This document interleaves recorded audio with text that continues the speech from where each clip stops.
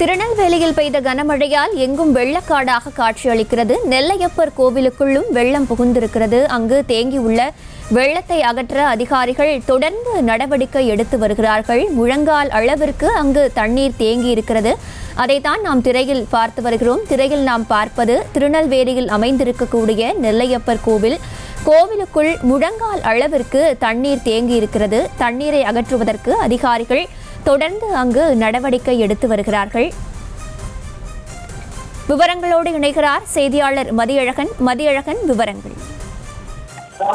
திருநெல்வேலி நெல்லையப்பர் கோயிலுக்குள்ளும் தற்பொழுது மழை நீரானது தேங்கி இருக்கிறது.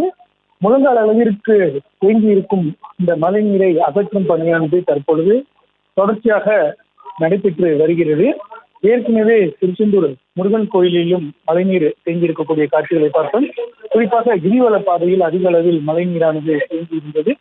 அந்த வகையில் திருநெல்வேலியினுடைய மிக முக்கிய கோயிலான நெல்லையப்பர் கோயிலிலும் மழை நீரானது முழங்கால் அளவிற்கு தேங்கி இருக்கிறது. அந்த தேங்கி இருக்கக்கூடிய மழை நீரை அகற்றும் பணியானது தீவிரமான நடவடிக்கையானது எடுக்கப்பட்டு வருகிறது.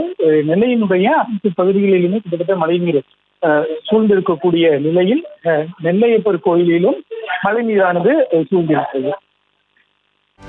செய்திகளை உடனுக்குடனும் துல்லியமாகவும் தெரிந்து கொள்ள சப்ஸ்கிரைப் பண்ணுங்க.